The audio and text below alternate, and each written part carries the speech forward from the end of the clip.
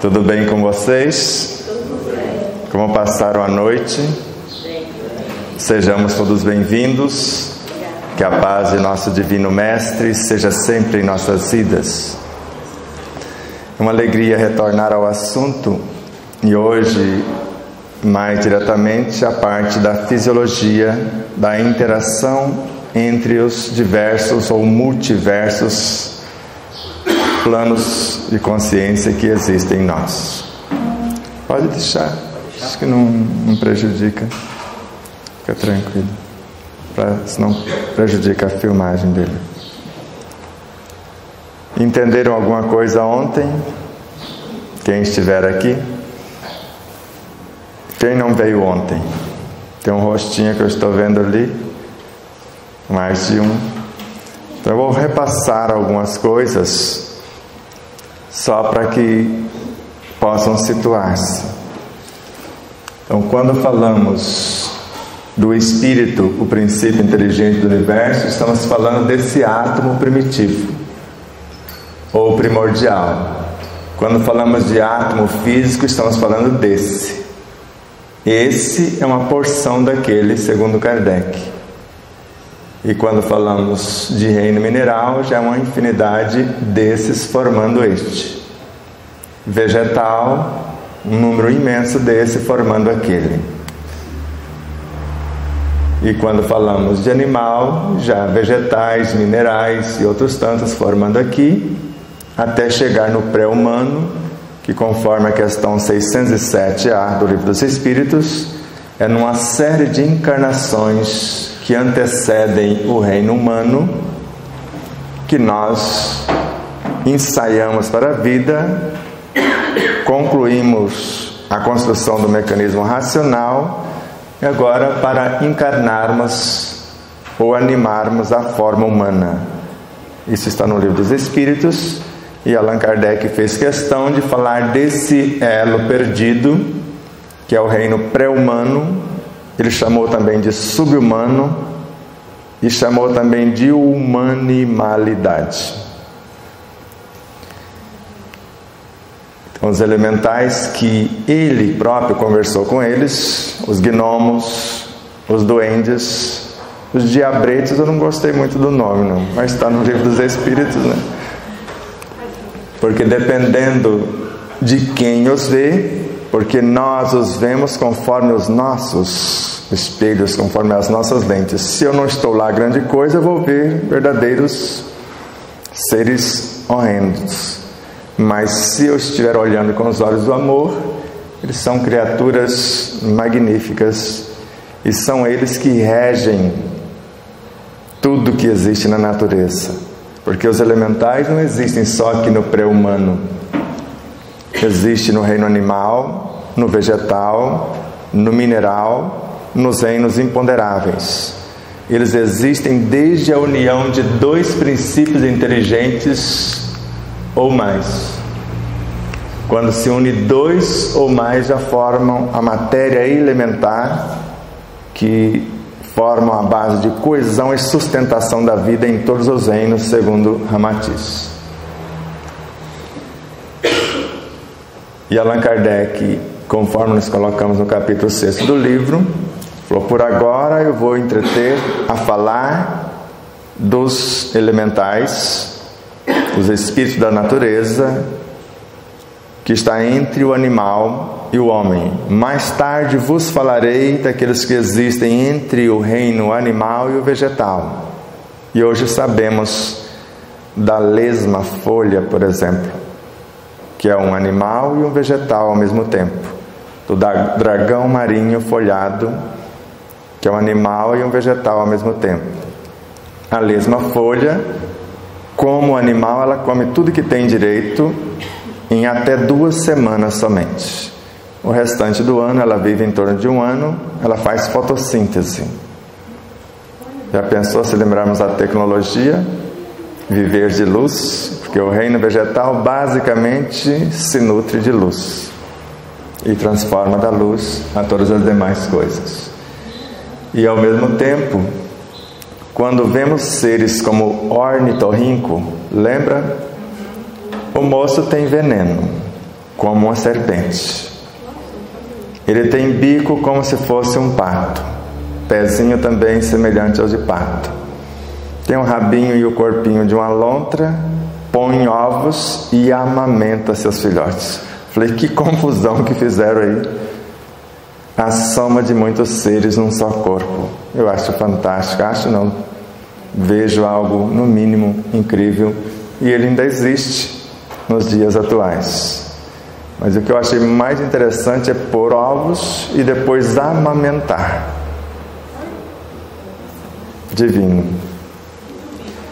E a partir do corpo humano, esses seres são os seres que comandam os sistemas do nosso corpo, que comandam a consciência dos nossos órgãos, de cada tecido, de cada molécula, porque Allan Kardec lidou e enxergou-os regendo as flores, os perfumes, os sabores, os odores, na organização de um átomo. E nós encontramos com Ramatiz eles organizando os elétrons, um elemental comandando e outros menores que formam os fótons obedecendo.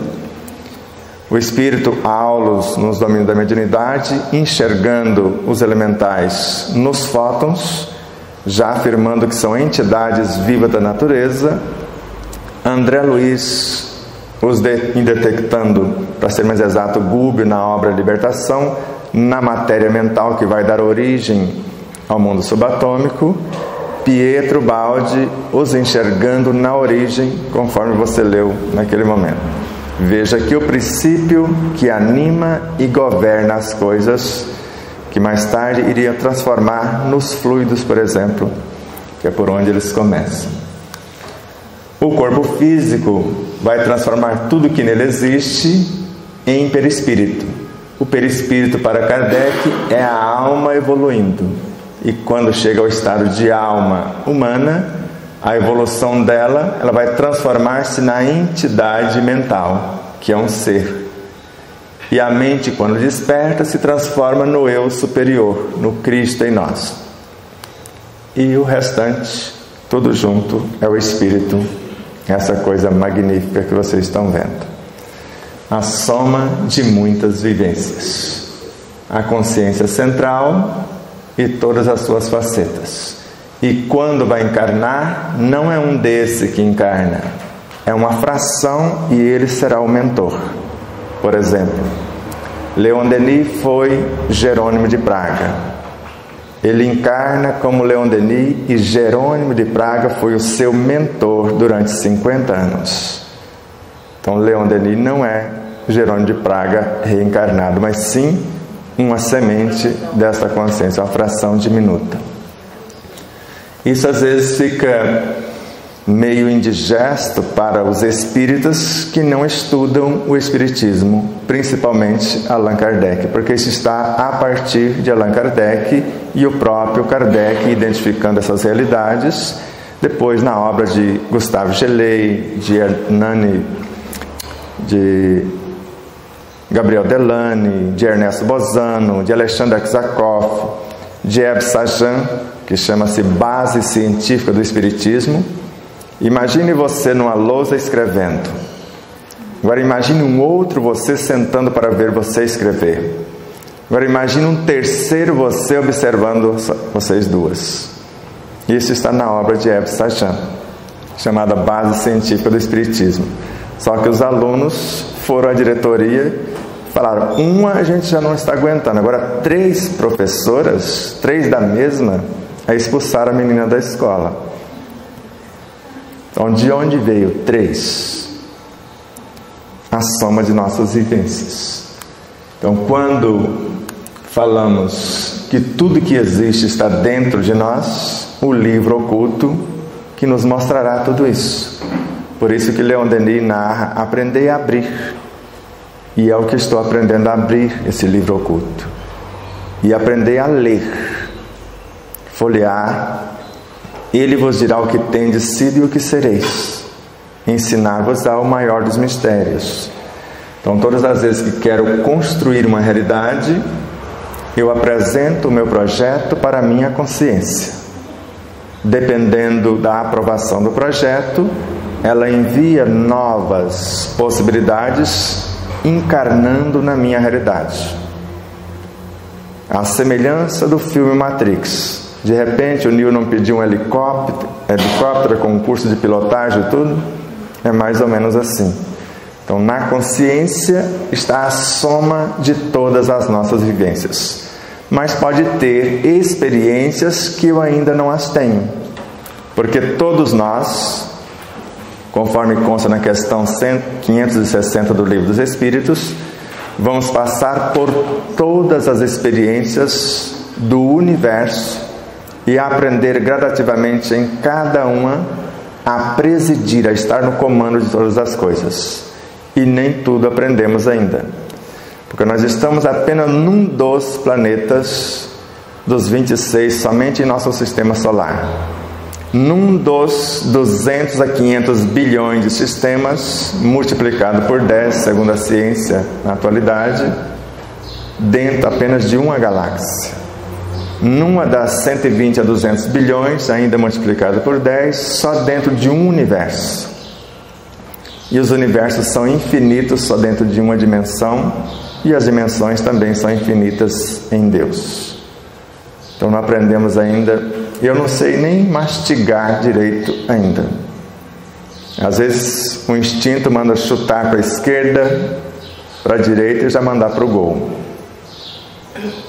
E às vezes não sabemos que quanto mais mastigamos, mais dissociamos a energia, e quanto mais fracionamos, mais potência ela tem. A ponto de Miramês afirmar que numa colher de carvão, se soubermos mergulhar na intimidade dos átomos, teríamos energias para aquecer Nova York durante o inverno. E num corpo humano teríamos o equivalente, falando de energia elétrica, para alimentarmos um estado como o Rio Grande do Sul por 160 anos, só num corpo humano. Por isso de vez em quando a gente fica chocante, não fica? Sai eletricidade da ponta dos dedos e tal.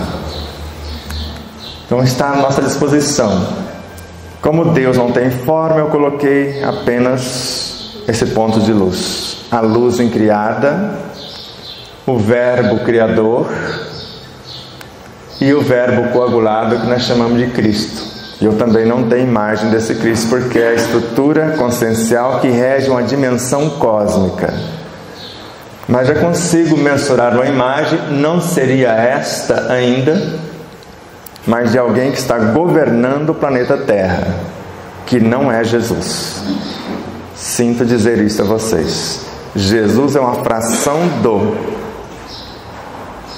Então, segundo Ramatiz, Jesus gastou 7.000 anos para chegar até nós. Quem ficou no comando do planeta? Pois é. E agora?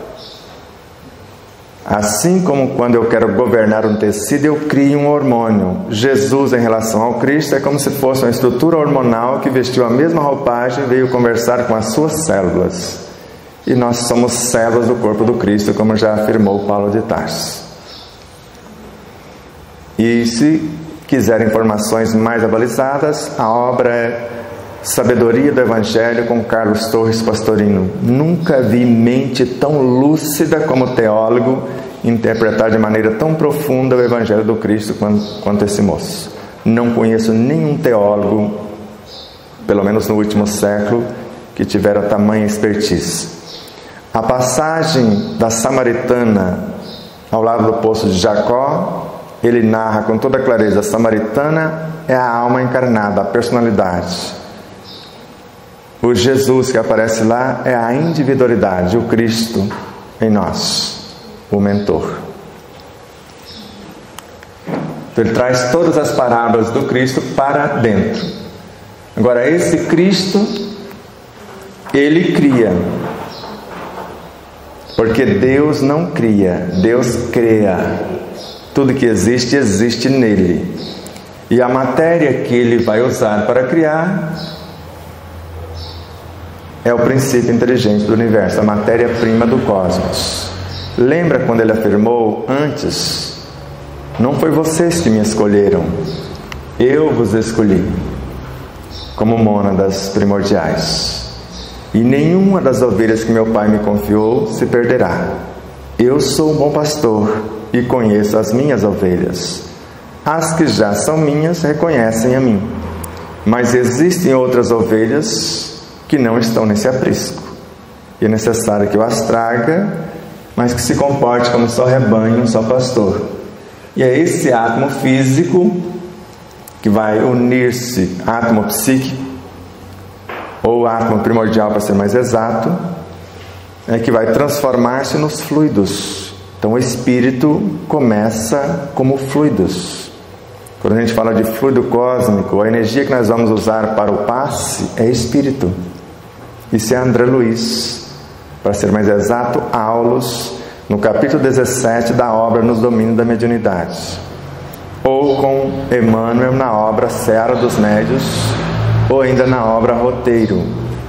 Então, quando assimilamos uma porção de princípios inteligentes, conforme consta na questão 613 do Livro dos Espíritos, de acordo com a obra que eu desejo construir, com que eu desejo governar, e eu vou gravar nesses seres a minha inteligência, conforme Leon Denis, em O Grande Enigma. Vou gravar nesses fluidos as minhas virtudes, conforme Allan Kardec na Gênesis. E quando eles viajam da mente pelo perispírito até aportar-se no meu cérebro físico, quando eu exteriorizo essa energia do meu cérebro físico na direção dos meus sistemas, eu estou exteriorizando princípios inteligentes ou matéria mental, segundo Emmanuel. Está mais ou menos claro? Uma menina de 12 anos, num programa ao vivo com Alamar Regis. Então, assim sendo, tudo é espírito? Sim. E ele ainda falou para ela: cuidado como você anda, que você está pisando em cima dos espíritos, porque tudo é espírito, tudo é a soma dessa matéria primordial, que após passar pelos fluidos, pela matéria mental, a bioenergia, o mundo subatômico, é que vai transformar-se nos átomos, conforme a questão 34 do Livro dos Espíritos.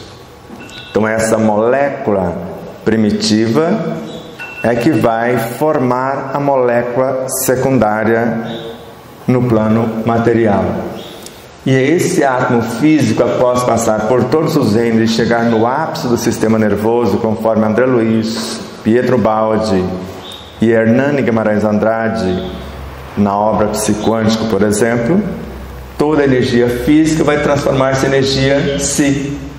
E esse psi-átomo é o elemento que nós vamos individualizar o espírito com E maiúsculo e construir tudo que existe no mundo espiritual, conforme Hernani, que não é senão uma fração de Lavoisier, segundo Alamar Regis, Joana de Ângeles e outro.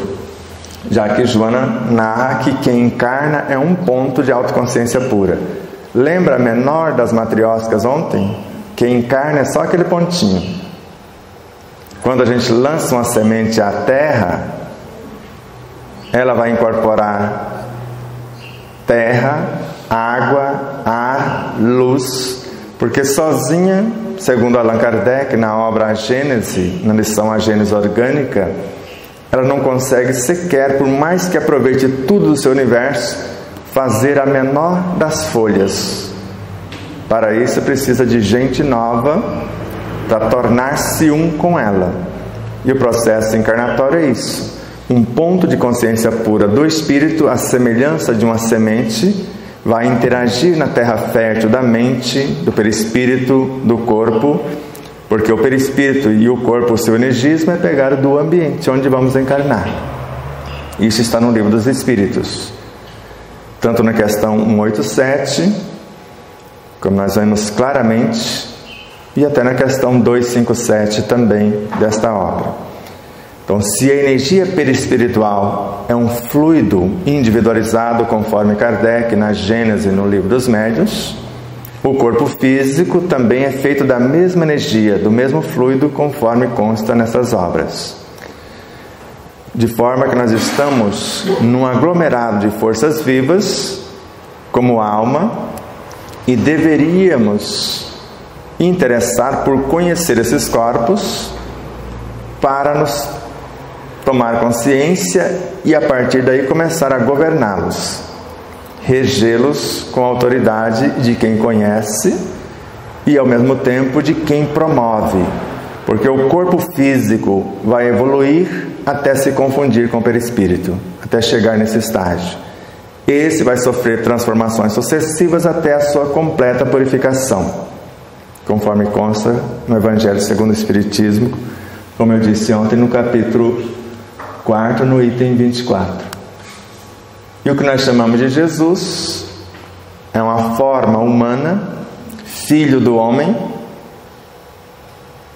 Se ele terceirizou a confecção desse corpo, eu não sei, eu só sei que a sua consciência construiu o planeta. E eu creio que Jesus não precisou terceirizar, como eu disse ontem também.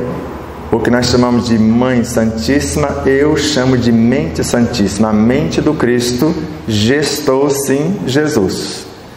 Agora nós podemos colocá-la como uma figura puramente humana, para facilitar a nossa compreensão, como nós humanizamos o próprio Deus, como se fosse um velhinho. Não tem nada de errado. Até a segunda ordem eu posso pensar assim. Mas quando lemos a obra de Carlos Pastorino, muda tudo para nós. Alguém estava descendo de Jerusalém para Jericó, descendo vibracionalmente, e de repente foi assaltado pelas suas próprias paixões, pelos seus próprios mecanismos perturbadores. Então ele não mostra seres externos. Quando Jesus narra, o reino de Deus está dentro de vós, é semelhante a... Aí conta uma parábola, jogando para fora para que haja compreensão. Ele disse é semelhante a, mas não disse que estava lá, disse que estava cá. E ao mesmo tempo que somos deuses, se tivermos consciência disso e agirmos como tal. Então veja, quando falamos de Jesus e o Evangelho como um pergaminho, se for realmente um pergaminho, e se imaginarmos o Evangelho como força, vitalidade e vida, que é a compreensão do Espírito Joana de Ângeles, então nós, como Espírito, somos coagulação desse Evangelho. Somos o Evangelho personificado.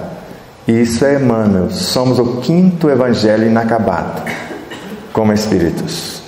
Mas às vezes não vivemos como Espíritos. Vivemos como a diminuta fração desse Espírito. Ali está alguém que vai gerenciar a nossa realidade. Estamos aqui como uma alma em edificação e às vezes morrendo de sede à beira do poço, porque a mente, que é uma fonte de recursos inesgotáveis, inestancáveis, segundo André Luiz, às vezes não sabemos operá-la e às vezes até a acusamos dizendo que a mente mente. A mente não tem nada a ver com isso. A mente é semelhante a um hardware, o computador, por exemplo. Agora, quem vai comandar o computador é um software. Então vai depender do que eu instalar lá como pensamento, como sentimento, como inteligência. Ela é um laboratório neutro, a semelhança de um receptor que sozinho não faz nada, se não tiver uma antena para captar as ondas e se não tiver a frequência que eu vou escolher. Então se eu escolho o canal 1, eu não vou pegar o 2, o que tem no 2.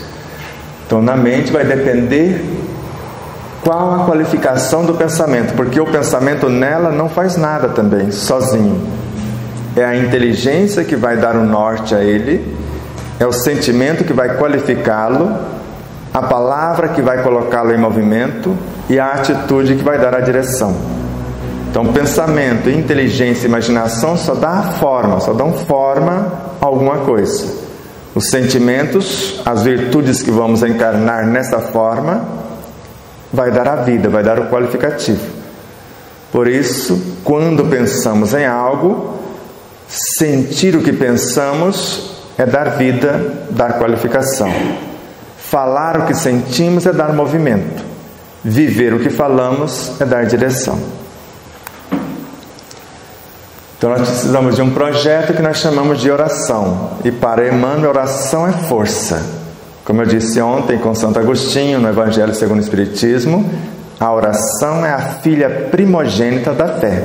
Se é filha, é um ser, porque a fé é um ser, conforme mensuramos com Divaldo Pereira Franco e Amélia Rodrigues na obra Nos Caminhos de Jesus, no capítulo 23. Então nós precisamos de um projeto. Se oração é força, a ação dessa força é serviço, segundo Emmanuel. Para André Luiz, a oração é um mecanismo avançado por meio do qual criamos elementos força, porque ela coloca o Evangelho em ação, que é força, vitalidade, vida. Nós podemos criar então essas forças e estímulos para acordar quem dorme, por exemplo. A pessoa sofre, e quando vemos em Kardec que a prece é também uma magnetização. Por meio dela eu vou interagir na estrutura perispiritual de alguém que sofre e já está desencarnado, conforme consta na obra O Céu e o Inferno. E após desagregar essa estrutura, essa energia que o causa sofrimento, ele atraiu, não sabe governar, alivia, porque ele fica sem o patrimônio. E Kardec, porque nós estávamos diante de um espírito desencarnado, ele recomenda, agora evoque ou invoque o espírito do indivíduo. Mas o indivíduo já não é o espírito, para quem acredita que ele é que encarna como um todo. Então evoque o espírito do indivíduo, que é a sua consciência, e com palavras bem conduzidas, amorosas, leve-o ao arrependimento. Mostra que ele precisa mudar o seu roteiro, para que possa construir a verdadeira paz em sua consciência.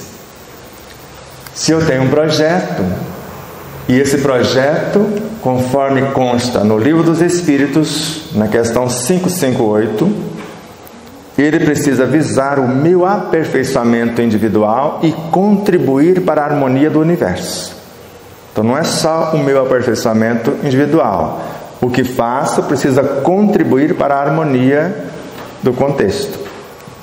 E conforme consta na questão 258, sou eu que escolho as provas. E depois acusar alguém que eu estou na embalagem trocada, no contexto equivocado, foi eu que escolhi. E escolhi não só isso, conforme o capítulo 13 da obra Missionários da Luz, eu mapeei o espermatozoide do ser masculino e mapeei o óvulo do ser feminino e sei o dia que ambos vão eclodir. E às vezes nem namorados são, eu vou unir os dois, que é a minha função de cupido, para que haja pelo menos um ensaio, e se ele ou ela pensar de forma negativa, ela mata os óvulos e ele mata o esperma, ou deforma. E eu não quero um corpo deformado e nem a morte das possibilidades. Então eu vou induzi-los a mudar o pensamento, se namorarem e dar as condições.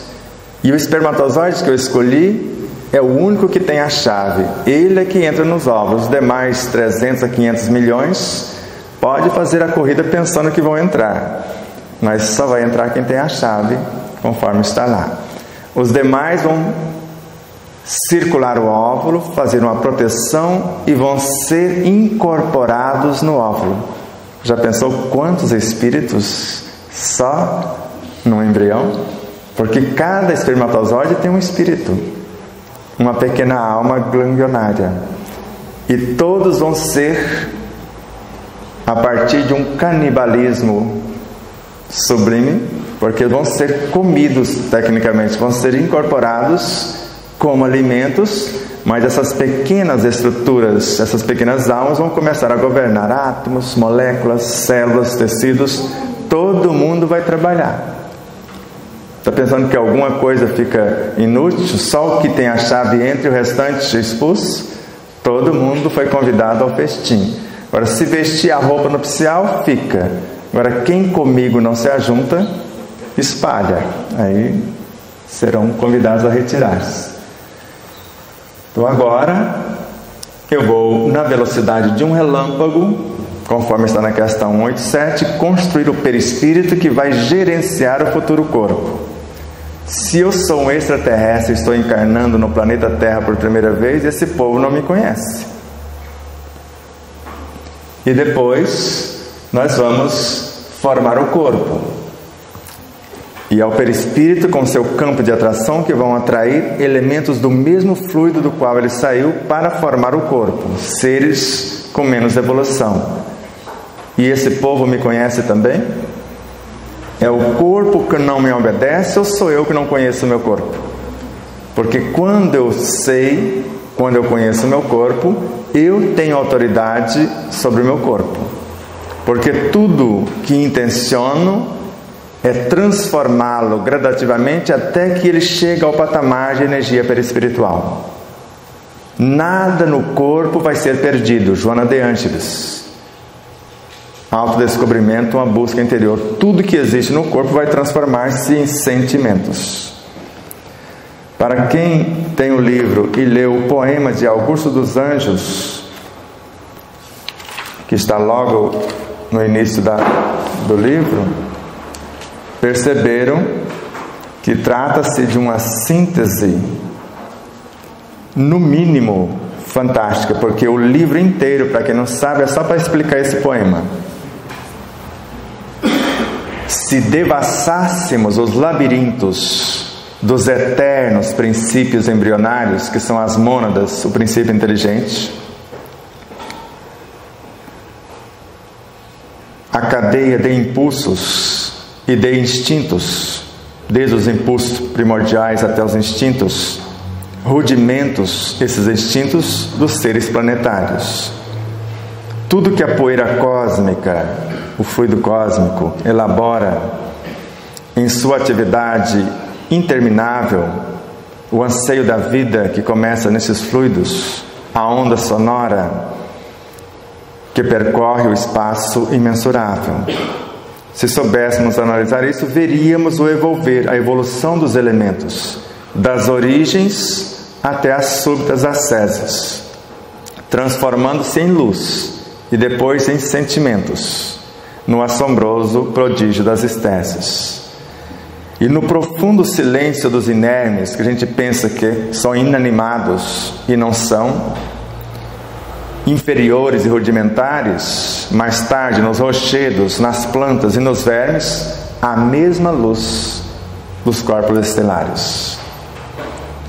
É que dos invisíveis microcosmos, o princípio inteligente, ao monólito enorme das idades, as macroestruturas, tudo é clarão de evolução no cosmos, imensidade nas imensidades. Nós já fomos os germes de outras eras, enjaulados no cárcere das lutas. Viemos do princípio das mônadas, alcançando as perfeições absolutas.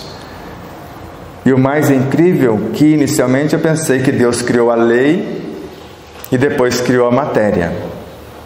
E segundo Leon Denis, o que é substância hoje material, amanhã pode ser lei.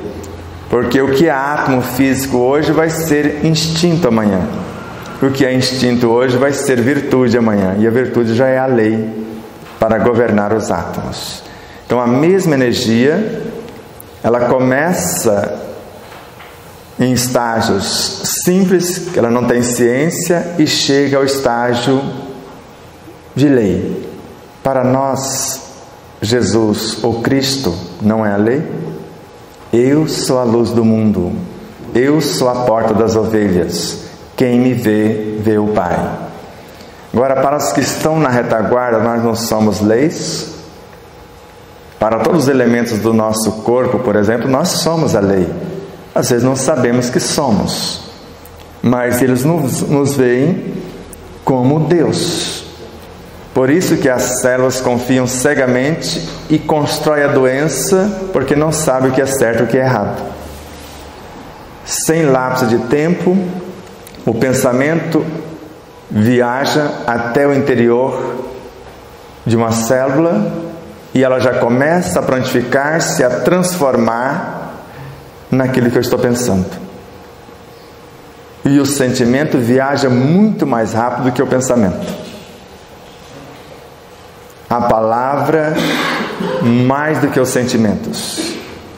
E a atitude mais além.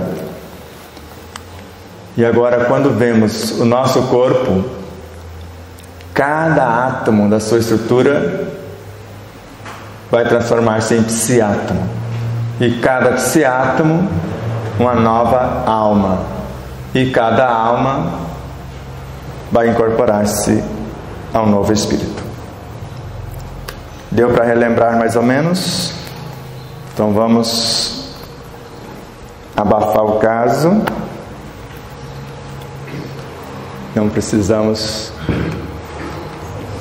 mais. E agora?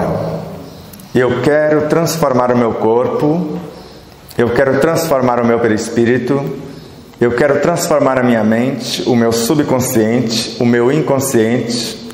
Eu quero iluminar e expandir a minha própria consciência e não sei por onde começar. Ramatiz em Jesus e a Jerusalém renovada. Jesus é o Cristo, Jerusalém somos nós, segundo o autor. Se eu quero iluminar-me e ainda não tenho a honradez, o caráter e a honestidade de chegar na sessão onde eu trabalho,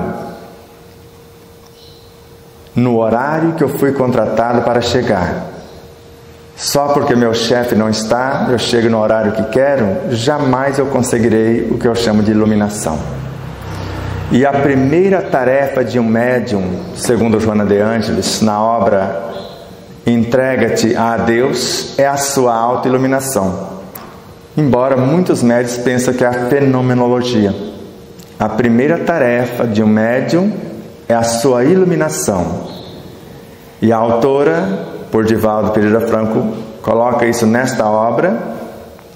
E a obra seguinte, qual o nome? Ilumina-te. Aqui está o manual. E a obra seguinte é o que? Agora, rejubila-te em Deus. Se observarmos a sequência das obras de Joana de Ângeles, como nós temos um seminário mostrando a evolução do pensamento de Joana, o que ela pensava que era o espírito lá atrás e o que ela pensa ser o espírito hoje, é algo no mínimo divino. É um dos mais lúcidos espíritos que conhecemos, na visão de Emmanuel, de André Luiz, de Bezerra de Menezes, um dos que mais contribuiu para a compreensão e a propagação da mensagem do Cristo. Então esse espírito tem um quê além dos demais, com todo respeito a eles, e é eles próprios que narram isto, são unânimes em afirmar.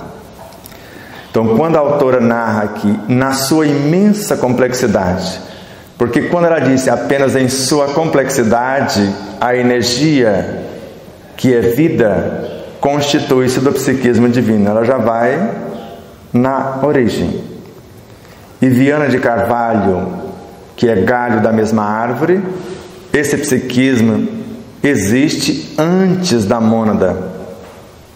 Aí Joana retoma: desse psiquismo nasce a mônada. E ela vai fazendo esse enredo. Então, quando ela narra que na sua imensa complexidade, o espírito, o todo, vai expressar-se através do eu superior, que é o Cristo em nós, para enfrentar no eu individual, que é a personalidade, subconsciente, corpo físico, perispírito, mente, com o auxílio do eu pessoal, que é a alma, como centro dessa consciência individual. Agora, se a alma não tem noção, porque ela também é chamada de ego, E quantas pessoas não querem dizimar o ego? O ego é a alma. O ego somos nós. E não é ele o algoz. Segundo a autora em Vida, Desafios e Soluções, o perturbador é o inconsciente. São as paixões que estão lá, que sitiam o ego e não deixa que ele acesse o self para gerir a sua própria vida. E estas vidas experienciadas em outras etapas, desejando mais do mesmo, escravizam a mente, o perispírito e o corpo para atender os seus propósitos.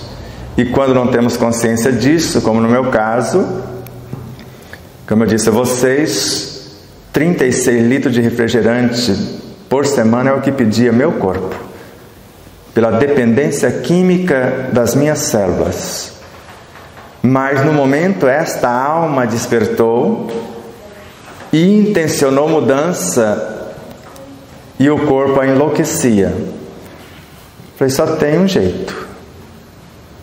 Eu não cheguei a fazer como naquele filme que a pessoa entra dentro do quarto, tranca o quarto, joga a chave, fala, por nada desse mundo você abre. Eu posso pedir socorro, implorar pela sua mãe, não abra. E eu deixei meu corpo 3 dias sem comer. Falei, o máximo que vai acontecer conosco, nós vamos morrer. Mas quem manda nesse negócio a partir de agora sou eu. E após 3 dias, ela aceitava até pedra derretida. Fala, agora, na quantidade e na qualidade que eu determinar. Eu diminuí de 97 quilos para 75 em 20 dias. Falei, a autoridade nesse negócio está sobre minha responsabilidade. E eu acordei para esse... Só que eu já tinha estudado anatomia, fisiologia do meu corpo físico, do perispírito, da própria mente, do inconsciente, do subconsciente. Quer dizer, eu já tinha uma noção do que eu ia enfrentar. E ninguém resiste ao contato do verdadeiro amor. Eu estava disposto a amar. Eu estou fazendo isso como o governador da colônia Nosso Lar fizera. Ele aprisionou os mais rebeldes. Está lá na obra. Ele evocou, convocou e veio 200 especialistas de um plano superior para ajudá-lo a restabelecer a ordem. E eu estou mandando essa petição para esses planos superiores da minha consciência para enviar o reforço. E veio.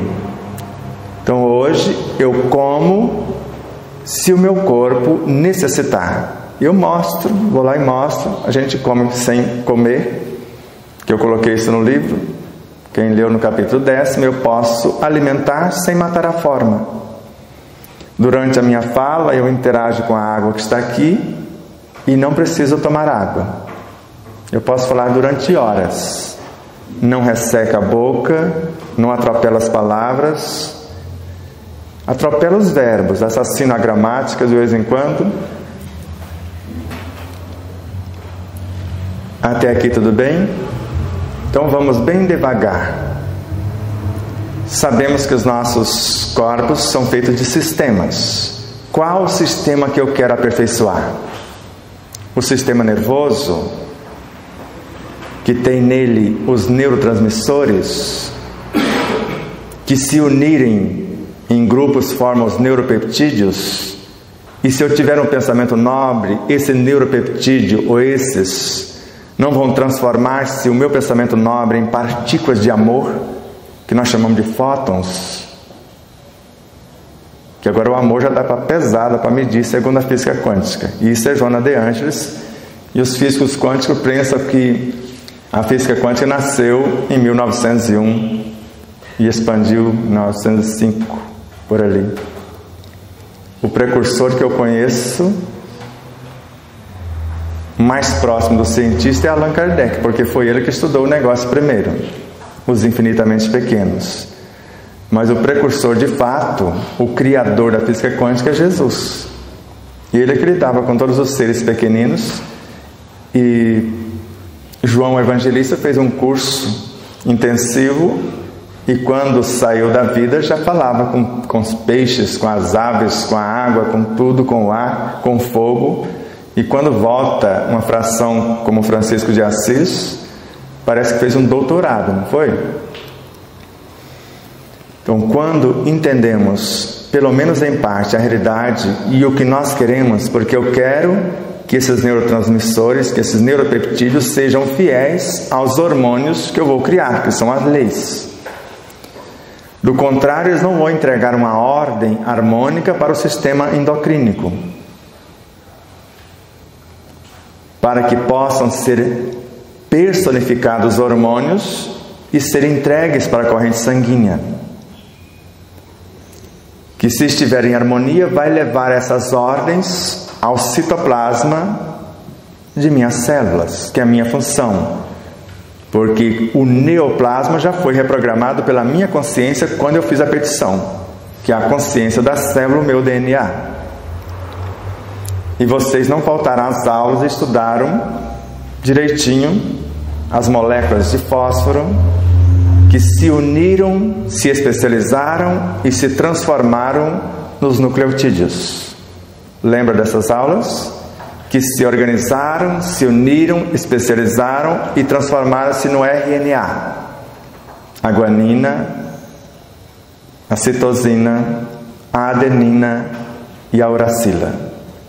A uracila, menos experiente, de repente ela faz um mestrado, um doutorado e se transforma em timina.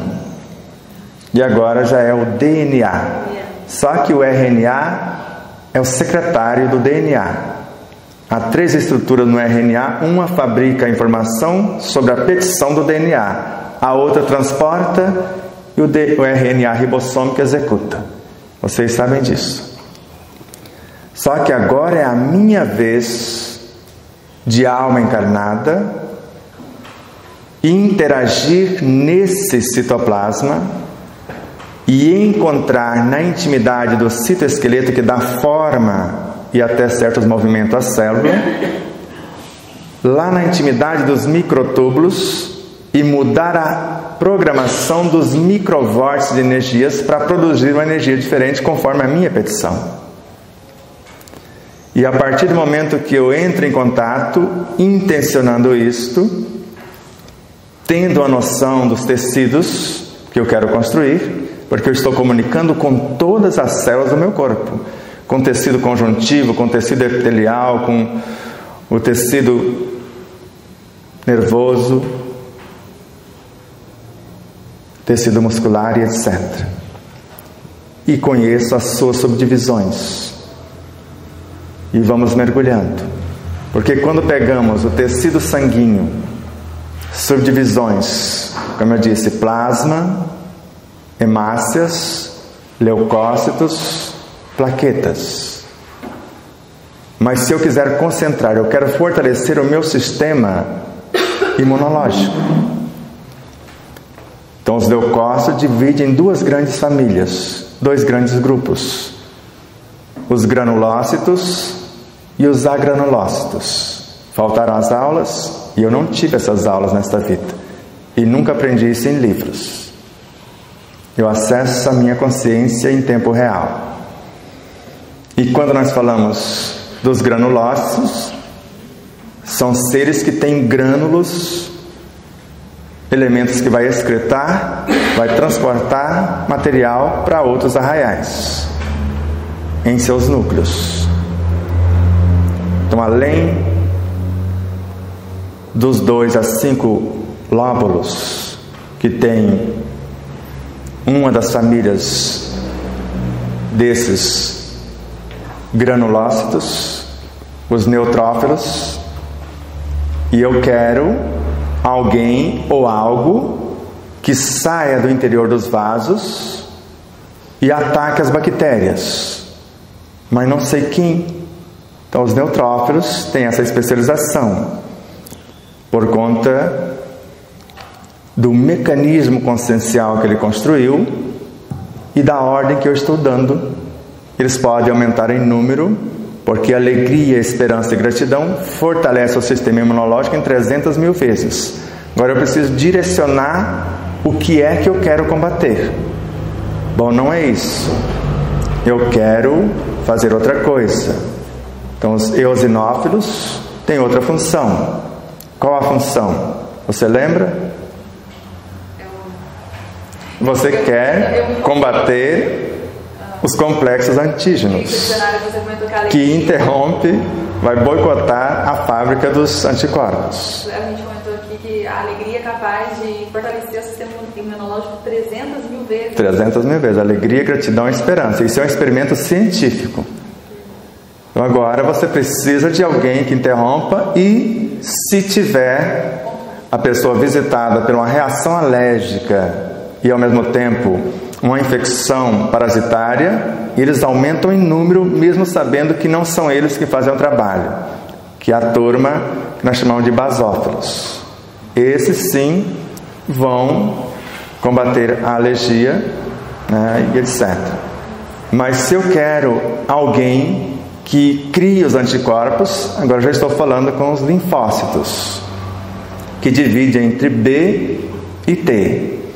O linfócito B, quando ele é ativado, porque ele nasce e amadurece na medula óssea, mas quando ele é ativado, ele se transforma em plasmócito. Agora o cabra sabe fazer anticorpos, as bombas, para o outro povo ir lá e soltar na cabeça do povo e dizimar. Mas os linfócitos T nasce na medula, mas faz um doutorado, um mestrado na glândula timo, ligado ao coração. E ele divide nesses linfócitos T em duas famílias ainda, que são as células citotóxicas e as auxiliares. A primeira, que é a citotóxica, tem uma função. Qual a função? Vocês lembram? De matar as células que já foram infectadas, dizimá-las, enquanto os auxiliares vão participar da ativação dos linfócitos B e dos macrófagos, que antes de ser macrófago era um monócito. Mas quando ele sai pelo processo da diapedese, sai do vaso e se lança no tecido conjuntivo, aí ele vira um canibal. E o cabra faz uma proeza em termos de limpeza. Então, quando eu tenho noção do que eu vou fazer, eu interajo. Eu sou Deus. Eu estou dando as ordens. Agora, quando eu não quero, você pede para alguém orar para você, você terceirizou sua capacidade criativa. Então, alguém vai orar, você vai receber apenas alívio, jamais a solução da causa. Alguém pode te aplicar um passe, você vai receber alívio, jamais a solução. Você pode receber uma cirurgia espiritual, como eu recebi mais de 400. Vai receber alívio, jamais a mudança da causa. Agora, quando eu começo a compreender e altero a causa, agora desaparecem os efeitos. Aí eu percebo que não existe karma, mas sim calma. Fé é conhecimento de causa. Então, se eu tenho conhecimento de causa, porque a fé precisa de uma base, segundo Kardec, é a compreensão perfeita daquilo em que eu acredito. E eu acredito porque tenho certeza, e só tenho a certeza se eu compreendi o negócio. Então agora, eu não me apavoro, como eu disse a vocês, diante de uma plateia de mais de 500 pessoas, que após gravar 8 ou 9 programas na rádio e na TV, cansados, no percurso, o carro do moço tinha teto solar e estava fresquinho, porque São Paulo tem 4 estações no meio-dia, no mesmo dia. E quando chegamos lá no centro, eu não percebi que estava sem voz. Fiquei na minha, só que a hora que me deram o microfone, cadê a voz? Ficou lá em Guarulhos. E eu estava em Mogi das Cruzes. Só que o tema era: tudo é possível aquele que crê e ama. Falei, será que isso é uma pegadinha? E eu falei, eu conheço os meus tecidos, conheço minhas cordas vocais, sei como recriá-las, mas preciso de alguém que queira ouvir o que eu tenho a dizer. E eu quero saber se vocês estão interessados. E eles assinalaram que sim. Então me empresta aí um pouco para a gente construir mais rapidamente do energismo, que nós chamamos de bioenergia. E em menos de 2 minutos estava reconstruído o sistema fonador. Falei 1h10 sem nenhuma perturbação. Eu ainda estava vendo o Murilo ensaiar aqui, aquecer, quer dizer, ele estava convidando o seu povo, a hora de trabalho. Porque se não aquecer, quer dizer, coloca todo mundo em prontidão. Aí de repente alguém falta e desafina. Não chegou a equipe X, que era para pronunciar aquela nota, e se não chegaram, mas para isso ele tem que convocar o povo. Ele já começa a fazer o aquecimento e mentalizando as canções que ele pretende levar a efeito, materializar. Então, quando temos a noção, além de eu fazer essa programação de dentro para fora, porque agora eu estou interagindo com os microtúbulos, eles vão se unir e formar os construtores dentro da célula, que nós chamamos de centríolo. E a partir desse centríolo eu construo qualquer organela, mas eu quero o modismo.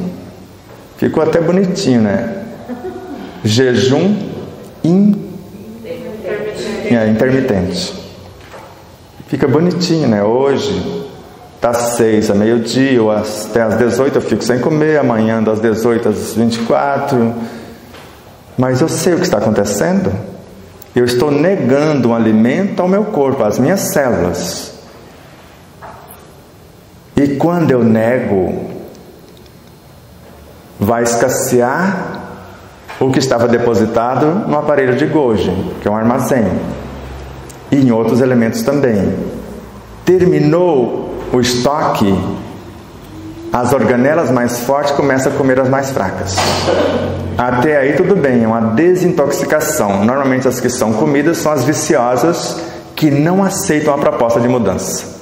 As que aceitam começam a se nutrir do que eu estou pensando. Mas durante o jejum eu estou pensando em coisas boas? Ou estou falando da vida alheia? Porque quando eu penso, eu crio átomos. E a Kardec, no livro dos médiuns, eu transformo em alimentos ou em medicamentos. Então, se durante o jejum eu estou criando o alimento novo, eu estou criando a proposta, eu estou enviando em tempo real e estou fortalecendo as organelas que aceitaram a minha proposta, que vai dizimar as outras, e ao mesmo tempo o centríolo vai construir novas a partir do alimento que eu estou enviando mentalmente, emocionalmente, pelo que leio, pelo que ouço, e quando começar a comer, trazer alimento de boa qualidade. Porque após deixar o meu corpo 3 dias sem comer, eu não dei qualquer coisa. Agora eu vou estudar a respeito da alimentação, quem é que combina com quem, porque às vezes agrada o paladar o alimento X com Y, mas é um veneno para o corpo. Agrada o paladar tal tempero, mas dilacera todo o alimento. E Kardec fala que o sabor depende da educação do paladar. Então, se eu tenho o paladar educado, eu como todos os legumes sem tempero. Tomo todos os sucos sem açúcar. Chás e etc. Então, quando temos consciência disso, nós educamos e damos ao alimento o sabor que nós queremos. Agora, a fruta se come junto com comida? Sabemos que não, nós vamos destruí-las para nada. Até meia hora antes, sim, elas preparam a ambiência, porque acontece, se eu mastigar bem, vai acontecer o processo no estômago muito rápido, em até meia hora, e a partir dali elas já vão para o duodeno, e preparou a ambiência para receber a carne, os legumes e etc. Agora eu sou carnívoro. Tudo bem, se você comer só carne, vai levar até 72 horas para o negócio digerir. E a maioria vai apodrecer sem benefício. Agora, se você traz fibras, traz folhas junto, vai diminuir para 24 horas mais ou menos, e vai dar tempo de absorver a vitalidade. Então você não vai desejar ficar comendo carne toda hora. Porque a gente deseja comer quem come só carne, porque eu já fui, e já comecei a falar ontem, e não falei o resto, porque senão vocês não me receberiam, pensaria que eu ainda sou carnívoro. Mas como também, não tem nada de radicalismo. Chico era carnívoro, Hitler era vegetariano. Então olha o comportamento de cada um. Não é o que entra pela boca, é o que sai que complica. Então, quanto mais noção agora eu tenho do que eu quero dar para o meu corpo, agora eu vou selecionar, porque uns simples vegetais têm uma colônia de fungos contratados para selecionar quem entra na estrutura de uma planta pelas raízes. Vocês sabem disso. e receberam a ordem: só entra fulano e ciclano. No contrário, então quando nós estamos diante de um alimento e soubermos fazer isso, eu potencializo o alimento, e tudo que não estiver de acordo com o meu padrão vibracional, já dali mesmo já vai embora de volta para a natureza. Então, se alguém estava azedo quando confeccionou, volta para o azedo que criou o negócio. Se alguém estava insatisfeito quando plantou, volta para quem criou a estrutura. Cada um é responsável por sua criação. E eu vou qualificar o que está de acordo com a minha necessidade e a minha realidade. E mastigando após esse processo que nós chamamos de oração, ou um planejamento, um diálogo com os alimentos, que o Dr. Deepak Chopra nos ensina de forma magnífica. Então, feito isso, mastigando harmoniosamente, vagarosamente, mentalizando o que pretendo, eles vão transformando-se, ou eu vou mergulhando a minha consciência na consciência deles, e nós vamos fazendo uma parceria e tornando-nos um. Porque os esmaltes dos dentes servem para isso. Tem estruturas elementares nos esmaltes para encorajar a cenoura a morrer, sem ter medo.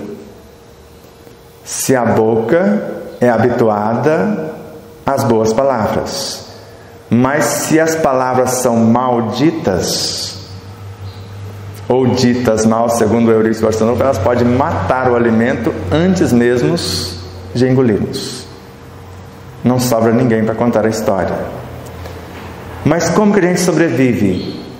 Eu penso que estou comendo tal alimento, e vou dar um exemplo disso, e quando eu penso que comi, e o exemplo não é lá grande coisa, desculpe aí, querido amigo, Albert Einstein. Acho que serve, né? O menino ficou 3 dias sem comer numa pesquisa visando o bem da humanidade. Desce para o refeitório, encontra um distraído que o interrompe e começa a conversar. No final, porque Einstein era um pouco distraído para as coisas corriqueiras, porque ele ganhava os prêmios, o cheque servia para marcar o livro. Quando ele precisava de um, ele ia lá e descontar, mas a maioria não foram descontados. E aí no final da conversa, eu estava indo para o refeitório ou voltando? Eu acho que você estava voltando. Então, voltou a trabalhar mais 3 dias. Então, já comi. Então, quando a mente acredita que já fez, outro experimento verídico. O moço no corredor da morte iria ser executado a semana seguinte. Um cientista queria provar a sua tese, que a mente pode matar. Foi ao governador daquele estado, que é o único que poderia dar o perdão. Falou: eu quero uma carta de soltura deste preço. Falou: mas ele vai ser executado. Mas eu te dou aqui, está a minha carta, que ele não sai vivo do meu experimento. Então, já que ele deu garantias, está aqui, porque eu preciso ser honesto e apresentar para ele essa carta. E quando chega para o preso, aqui está a sua carta de soltura. Mas eu vou fazer um experimento com você. Se você sair vivo, você está livre. E eu tenho certeza que você pode sair vivo se você acreditar no seu potencial. Eu vou cortar o seu pulso, você vai sangrar. E você tem condição de estancar o sangue, porque a minha mãe fazia uma oração com menos de 1 minuto, ela estancava a hemorragia no animal, no humano, com tranquilidade. E ele aceitou, falou: no mínimo você vai ter uma morte digna se você não sair vivo, porque você vai morrer de uma injeção letal ou eletrocutado. E aqui você vai ter uma morte digna, você só vai sangrar até morrer. Amarrou ele na maca, vendou os olhos, só que ele não viu que eles colocaram um frasco de soro embaixo da maca e um vasilhame. Simulou o corte e liberou. O soro começou a pingar. Ele já amarelou, quer dizer, cortou o meu pulso. Mais tarde eles diminuem o vazamento do soro. Falou: meu sangue está acabando. Ele desmaiou. E quando pingou a última gota de soro, que ele pensou que era o seu sangue, tirou o pulso, ele estava morto. E foi apenas uma simulação de corte. Então a mente acredita no que você está dizendo. 2 atletas, mesmo biotipo, mais um experimento científico comprovado.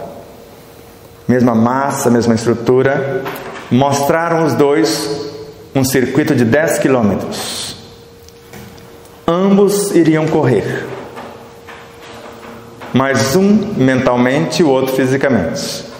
E quem faria esta ou aquela função, eles dois é que iriam disputar, no par ou ímpar, no cara ou coroa, para que não houvesse interferência dos demais. Só que um deitou numa maca, foi correr mentalmente, e o outro fisicamente. No final da corrida, mediram, pesaram, ambos tinham perdido a mesma quantidade de caloria, tinham ganhado a mesma quantidade de massa e resistência muscular. Depois dessa, nunca mais eu fiz exercício, que eu não sou bobo. Fisicamente, eu vou usar meu tempo para outras coisas. Eu não faço exercícios físicos há mais de 30 anos, embora quando atleta em artes marciais eu fazia de 6 a 8 horas por dia. E eu já ando, o Murilo viu, meu tênis está no carro, porque se alguém duvida, eu calço o tênis, vamos andar 5 km, 10 km e vamos ver quem é que fica ofegante primeiro. Porque eu programo meu corpo em menos de 2 segundos para andar os 5 ou 10 quilômetros, visando um propósito enobrecedor. A moçada, assim como ele evocou o pessoal lá fazendo aquecimento nas cordas, adere ao propósito. Então, se eu quero mudar uma perturbação no meu inconsciente, eu preciso ter um projeto no meu consciente. E o que eu fizer no meu consciente vai repaginar o meu subconsciente, que é o responsável pelo meu comportamento atual. E tudo que eu promover nesse subconsciente, eu já começo a iluminar o meu inconsciente, a pacificar o povo. Mas quando eu intenciono mudar para melhor sem expulsar nada, eu não me envergonho de nada, porque tudo que fiz era o que eu tinha como melhor para aquele momento, para aquele lugar. Eu não me culpo, eu não me puno, porque não existe nada de promíscuo ou inferior dentro de mim, segundo Joana de Ângeles. Existe a minha criação. Se está em formato de desonestidade, de a esperteza, que é mais ingenuidade do que esperteza, não importa. Importa que agora eu quero ser honesto. Porque o dever é a lei da vida. Ele está presente desde as menores atitudes às mais elevadas ações. Em primeiro lugar, em relação à minha própria consciência.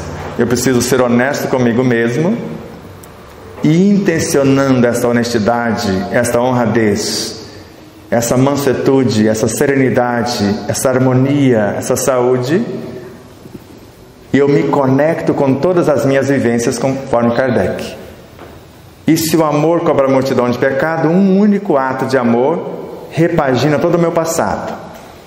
Quem tem hábito de digitar no aplicativo Word? No final você tem que salvar, senão você perde tudo, não é verdade? Mas antes de salvar, vamos supor que você já tenha digitado 10.000 palavras e descobriu uma palavra mais bonitinha para substituir aquela outra. Você põe lá localizar, lá na lupinha, substituir por. Ele não vai perguntar tudo ou só esta. Se é tudo, se eu chegar à conclusão que hoje essa estrutura, esse aprendizado é o que eu quero de fato, se eu fechar com Jesus, por exemplo, cada atitude de amor cobra a multidão de pecado. Se eu errei 699 vezes, que foi o caso de Thomas Edison, ele acertou uma, ele não precisou acertar 699, uma só. Por isso que a coisa mais fácil que tem é mudar. Agora eu preciso incluir tudo que está dentro e tudo que está fora, porque se a minha mudança vai sacrificar o chuchu para nada, porque eu vou lá no pé, eu preciso pensar 2 vezes o que eu vou fazer desse povo. Porque eu interrompi uma vida. E agora eu preciso dar destinação superior. Isso é Pietro Baldi, capítulo 71, na obra A Grande Síntese. Eu tenho o direito de interromper qualquer estágio da vida, desde que eu transforme para melhor em se tratando de alimentação. E antes de eu colher o chuchu, eu preciso imaginar qual o meio que eu vou usar para visar o aproveitamento total desse povo. O meio ideal seria cru, mas o paladar aceita? E com casca. Aproveitamento total. Curtido já matou um monte de gente. E estou querendo enganar vocês também. Você sabe que não sobra.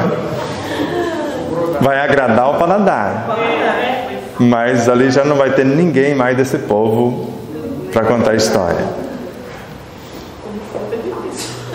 E aí eu vou lá e colho a fruta do tomateiro. Tudo bem. Comer cru, ele não libera o licopeno.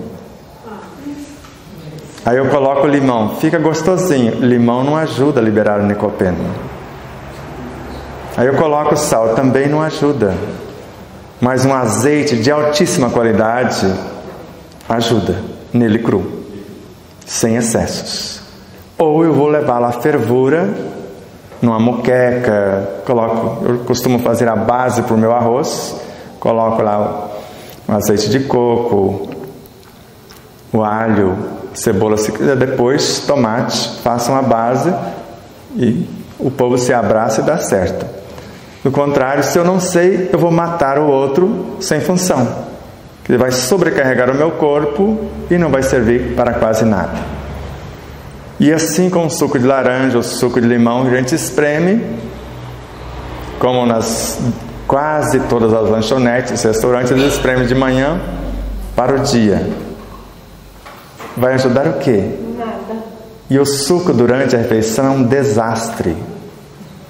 Suco de vitamina C, como a acerola, o limão, a laranja, 1 hora após a refeição. Agora os elementos estão prontos para ser carreados para o interior das células, e a vitamina C, como um elemento que vai ajudar nesse transporte, vai carregar uma média de 50% da estrutura do ferro para o interior, se eu comer feijão, se eu comer couve ou as folhas verdes de modo geral e tal. Então, se eu tenho uma noção mais exata, eu vou comer de fato o mínimo e o meu corpo vai fazer o máximo. Agora, se eu não tenho noção nas mínimas coisas, como que eu quero transformar uma ansiedade, uma insegurança, se eu não sei nem cozinhar um chuchu? E quando cozinho na panela de pressão, que vai acima dos 100 graus, destrói quase tudo que é útil e sai todo mundo por aquele vaporzinho que fica. Se eu sei cozinhar a vapor, levo vantagem, porque se cozinhar na água mesmo sem a pressão, mais de 70% dos nutrientes fica na água. Então, quando eu tenho consciência, de fato eu vou comer o mínimo, porque se eu educar o meu corpo, o meu paladar, eu posso ralar o chuchu, não posso? Eu posso ralar a cenoura, ralar a beterraba. Mas eu avisei o povo que eu ia ralá-los, porque o atrito do metal vai fazer com que eles oxidem rapidamente.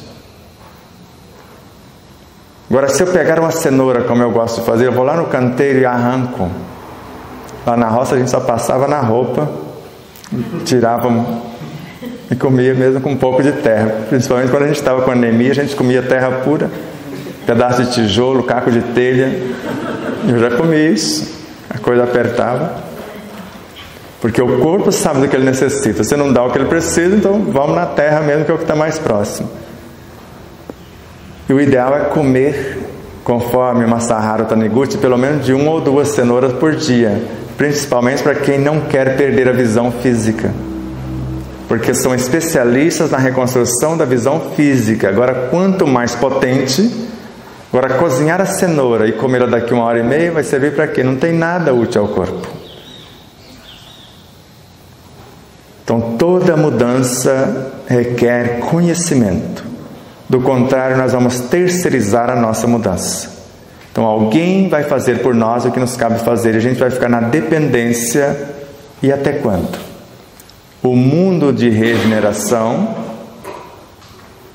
eu vou me regenerar na ação, onde eu vou começar a assumir a minha responsabilidade, para que eu possa candidatar-me ao mundo onde o bem vai predominar, mas o mal ainda existirá, que é o mundo feliz. E somente nos mundos celestes ou divino, agora, somente virtudes, amor incondicional vai habitar por lá. Mas se o mundo de regeneração vai levar alguns milhares de anos, então vai demorar um pouquinho. E eu pergunto a vocês, vocês estão no mundo de provas e expiações, no mundo de regeneração, nos mundos felizes ou nos celestes e divinos? Vocês. Não é para ser cada um no seu universo? Não, pois é, se você estiver em paz com a sua consciência, tudo que faz visa o bem do conjunto, você já está no mundo celeste ou divino. Porque a sua felicidade não depende de outrem. Isso não quer dizer que você estando no mundo celeste, no mundo, você não possa, quer dizer, você está aqui para ajudar o resto. Exato. Porque a graça é essa, você está num patamar e voltar para dar a mão, que é uma missão. É a leitura que eu li, você toma conta do seu. Exato. Porque a interação é a interação. Exato, e o encarnar é isso. Você vai buscar novas personagens, novas almas para incorporar as suas almas, porque todos que com você se ajuntar vão fazer parte do seu condomínio. Então você vem com 2 talentos e volta com 4. Ou mais. Né? Ou mais, depende de você. Vem com 5 e volta com 10, ou multiplicado, porque agora a soma é 100 ou 1000 vezes a mais. Joana de Ângeles. Eu creio que pode ser milhões, bilhões, vai depender de nós. Quantas vidas Francisco Cândido Xavier viveu numa só vida? Porque ele só veio para escrever 30 livros, escreveu mais de 500. Nós vamos dar um intervalo e nós vamos com perguntas e respostas, e depois a gente faz o fechamento com um exercício, pode ser? Só para dar uma noção que se eu quero mudar alguma coisa, no mínimo eu preciso ter um propósito de dentro para fora e dar a matéria-prima adequada às condições de fora para dentro. Porque leitura é alimento, música é alimento, e da melhor qualidade, a boa música, as boas leituras, ou tudo que os nossos sentidos captarem, é o que chamamos de alimento. E alimento é informação, segundo a ciência na atualidade. Então, quando eu estou tomando a água que você serve, estou trazendo o teu universo para dentro do meu, sem contar o que a água já possui por si mesma. Abraços de luz e paz profunda.